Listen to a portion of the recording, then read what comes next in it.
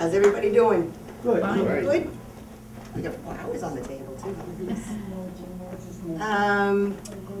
I have been appointed as the new Director of Veteran Services, as you all know, for the town of North Reading. My goal is to make sure that I can assist all of you, spouses included, all the veterans, in anything I can. We're actually working pretty close these days with Mary as well, Mary DeBrenny.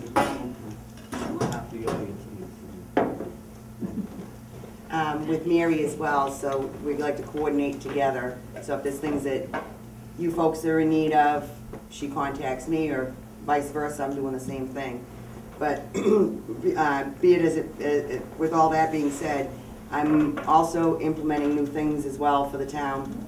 I'm working on some goals that are going to be new and up and coming before the end of this year, actually. So, seeing though that we're on the television and everything, I don't want to spill the beans yet, but there's going to be some exciting things that are going to be put out in the paper and that, so for all you folks to join in on.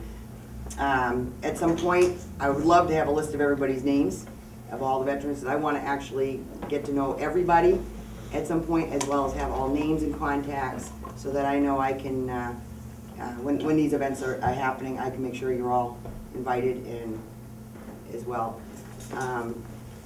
Yesterday I actually had the opportunity to go, it was a first time a memorial remembrance for all the soldiers and remembering them all, veterans, for a Memorial Day ceremony at the Senate chamber yesterday.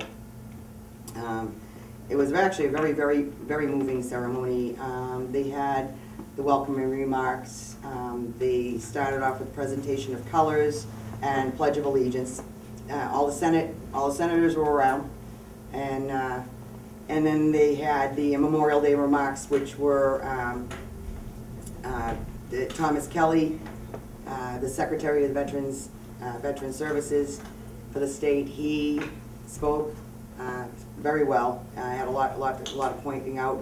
The Memorial Day address was, I mess this name up and I apologize, Senator, but Senator Stephen Pangiatakis. I always have a hard time, but he did a very moving speech yesterday. He talked a lot about the Vietnam Wall.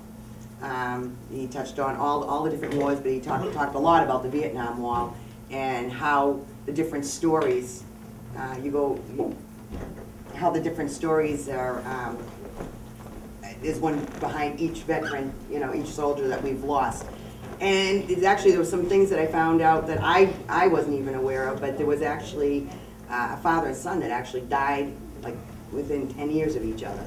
And there was sets of brothers, or definitely sets of brothers there, and the youngest one that we lost was 15 years old. Imagine that, 15 years old. And the majority on the wall, which I'm probably, some of you may or may not be aware of, were pretty much all under 20 years old, the majority that we lost out in that war. So it was moving, and then after that, they, each senator from each area did a roll call of all the soldiers we've lost in Massachusetts that were killed in action since 9/11. So that went on for quite a while, and they did speak out about all the names, call them off, and then they did taps. And then one of our, the Lowell Veterans agent, wonderful voice, saying, God bless America.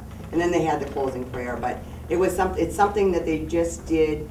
This is the first year they've done it, and I guess they're looking at trying to do it as an annual thing right there in the chamber. So it was nice. It was a very moving speech. In the meantime, I have placed papers on your tables there of something I kind of drummed up, the true meaning of Memorial Day, and wondering if it is in fact lost. Because unfortunately, I find that, and I'm sure the majority of all, especially all the veterans, will feel this way, that Memorial Day has kind of become lost. It's kind of it's considered a long weekend. It's a day of shopping. It's let's go buy a new car. It's considered camp season opening. Water parks are opening, Canby Lake's opening, and I hate to see that the true meaning of it being gone. So I'm sure a lot of you have younger children or grandchildren, nieces, nephews, whatever, but I'm trying to get the word out to get people to start passing around and start getting the younger groups involved a lot more, teaching them about what it's about, let them put the flowers on the graves, that kind of thing. So anyways, in what I had done is I put this little bit together. Memorial Day is a day of national awareness, remembrance, reverence, honoring those American heroes who died while defending our nation. Although we should be honoring them every day for the sacrifices they have made to ensure our freedoms, it is imperative that we honor them, especially on Memorial Day. Our soldiers and Marines laid down their lives for all of us to enjoy the freedoms of today. We owe them, at the very least, on this Memorial Day to take a moment out of our schedules and pause for a moment at 3 o'clock to support a national movement of remembrance. It is the least we can do for those that have made the ultimate sacrifice for this nation. Somewhere along the line, Memorial Day became known as a 3-day weekend, the start of camping season and opening of water parks and amusement parks. It has turned into a day of shopping at the malls and car deals. As a society of adults, parents, teachers, and mentors, it is our responsibility to bring back the true meaning of Memorial Day and lead by example so that our children will one day have a traditional memory to carry on. It is important to teach our young ones the true meaning of Memorial Day. Take time with your young ones and visit the graves of our fallen. Buy some carnations, let them place the flowers on the graves, and teach them about respect and honoring those that have sacrificed.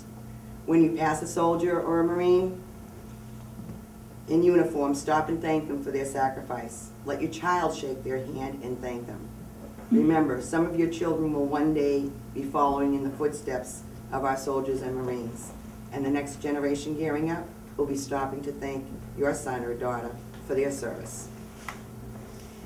I wrote this probably about 4 weeks ago, and the other day, I have to share this with you, and Samantha, I hope you don't mind me reading your speech, but young girl, her mother works for the town. She brought it into me. She says, "Sue, I need to share this with you." I said, so I was reading it, and it's a Memorial Day speech that her 10-year-old wrote, and it's from Samantha Sturdivant, "Sacrifice Lives." Memorial Day is not just a day to go in the pool or have a barbecue. It is a day to remember all of the soldiers who sacrificed their lives for us and to save our nation to keep it safe.